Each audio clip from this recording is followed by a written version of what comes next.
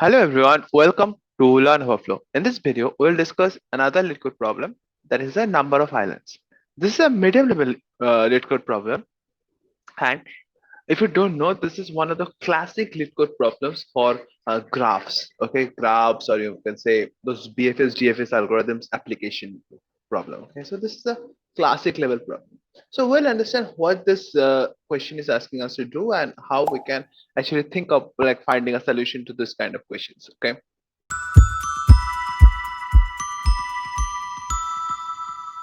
If you look, the question says we are given an m cross n 2D binary grid. Okay, so that's a grid being given to us. That's a grid, which represent the map of ones being land and zeros being water. Okay, now we need to return the number of islands. Fine. So we need to return the number of islands. Now, what can happen? See, there it's a graph. It's a grid. Like in the example one, see, there's a grid given to us. Fine. Now, what is an island? Island is something like, see, this one is an island because all the ones are like how many ones are connected. So this is the island we have. So see, the is there any other ones separated from this? No. So that means this is only one island is there. If you look at example two, you'll find there's like an one island is here.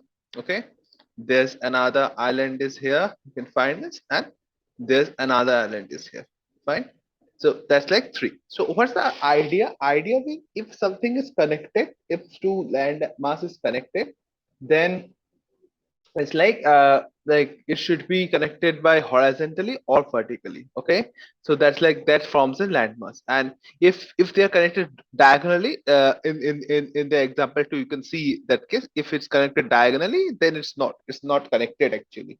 So it should only be connected horizontally or vertically. Okay, so that's an island. Island is surrounded by water. Like it means that all the ones are there are surrounded by water, and it's like it's formed by connected adjacent lands which are horizontally or vertically. So that's the whole idea. So if anything is connected diagonally, we are not interested in it. We are only interested in seeing if there are any connection between horizontal and vertically connections are there or not. Okay, so that's the idea, more or less. That's the idea.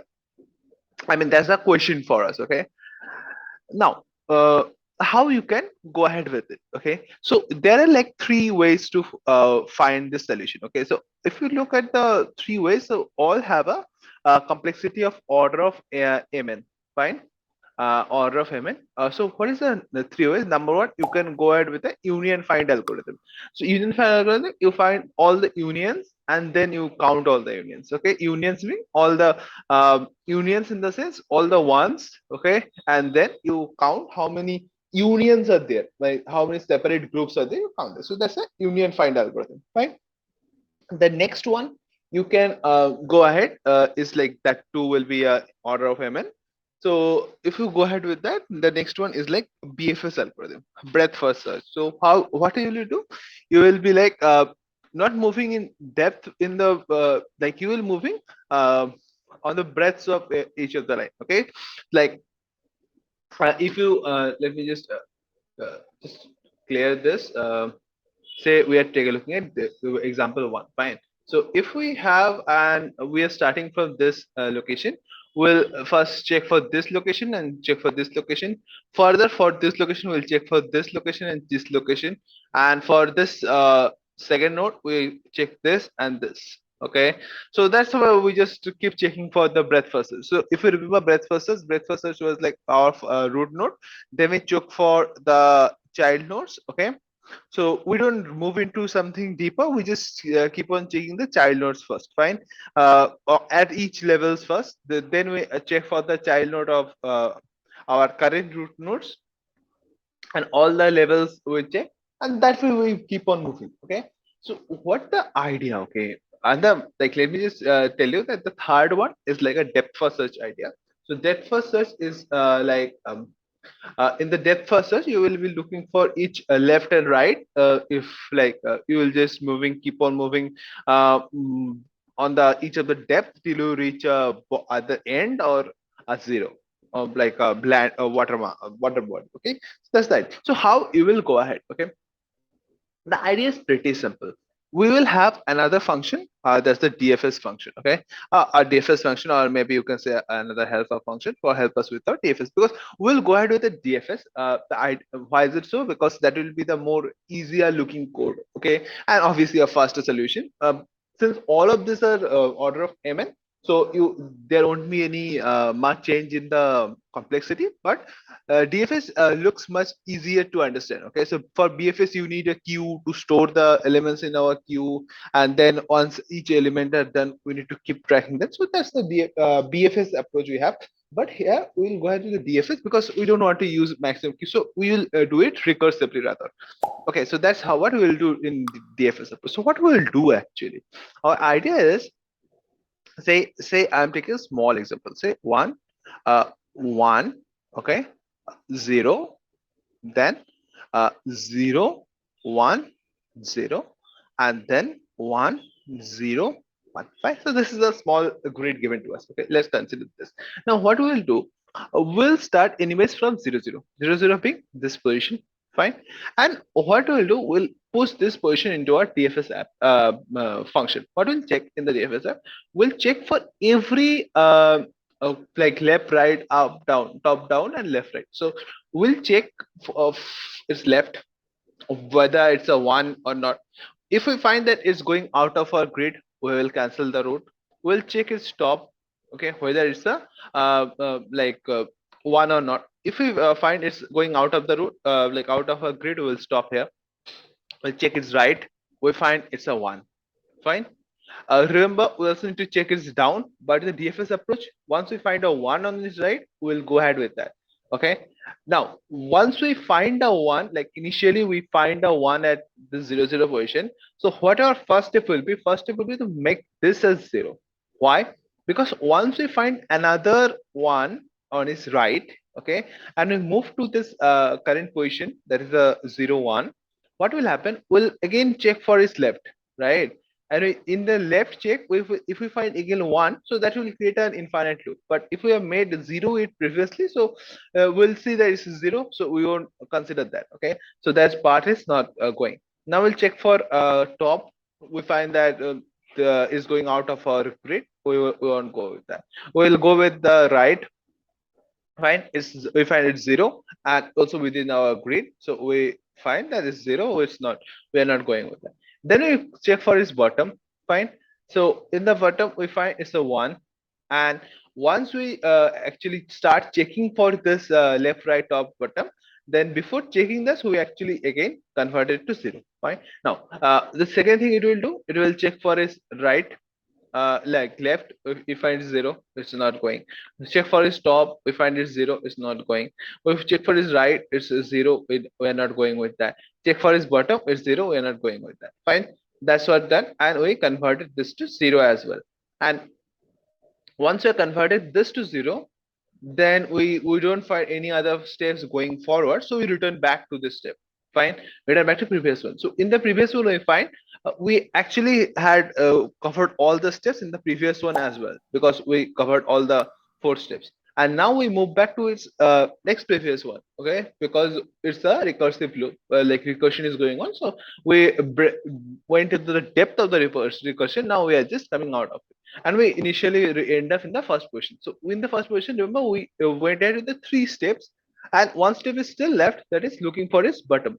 In the bottom we find it's 0, so we don't move ahead. Fine. So once we find, so here we count that this is a 1 island is found for us. Now we keep on traversing our MNN loop. So it will traverse this way, it didn't find anyone, it will traverse this way, it didn't find anyone, and in the last row we will find the, okay, there's an 1 we find. Fine. Once we find a 1, first step is convert it to 0. Check for his top, we don't find it. Check for his left, is going out of the grid. Check for his bottom, is going out of the grid. Check for his right, it's a 0, we are not considering. So again we find one island, a small island, but yeah, our island count increases. Then we move on to the next element, is 0. We move on to the next element, is 1. Once we find a 1, convert it to 0, island count increases. Fine. And check for left, 0. Check for top, 0. Check for right, going out of grid. Check for bottom, going out of grid. And thus we find that there are like 3 islands are given. So that's the whole step-by-step process. We will go ahead with that. Fine. Now, once we understand this, I think we can simply go ahead with writing this solution. Now, why is it m cross n grid size, like m cross n um, a traversal time, like complexity? The main idea is we are traversing each of the nodes. Okay, so that's the complexity we have here. So let's quickly write down our DFS function that will help us traversing the left, right, top, bottom, and also like changing this ones to zeros in our DFS function, and also check for add those checks if we are going out or if we are finding a zero or not. So that's the idea. Let's go ahead with that. Fine. Let's write the DFS function, and once the DFS function is done, we'll include an of in the nested for loop in our num silent, and in the nested for loop we'll simply go ahead with like check for if you find any ones, then we get into a DFS function. So I have this understandable. So just quickly write the code down and then understand it again how what we're trying to do based on our code. Okay, so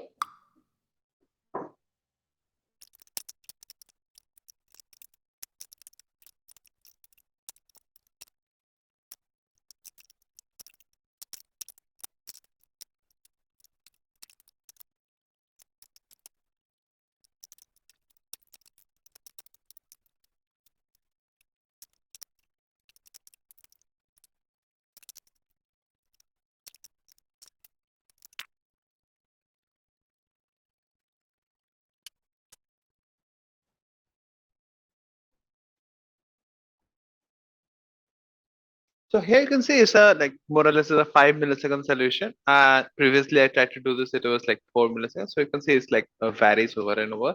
So what exactly we did, we went ahead with a for loop, like nested for loop, through the whole grid. And if we find that if grid of ij is one in character, we simply called our DFS, and it's like a count in our island. So ultimately we return our island, okay, like number of islands. Now further in the DFS function, what we did first thing was like first thing is like making our current zero current one as zero.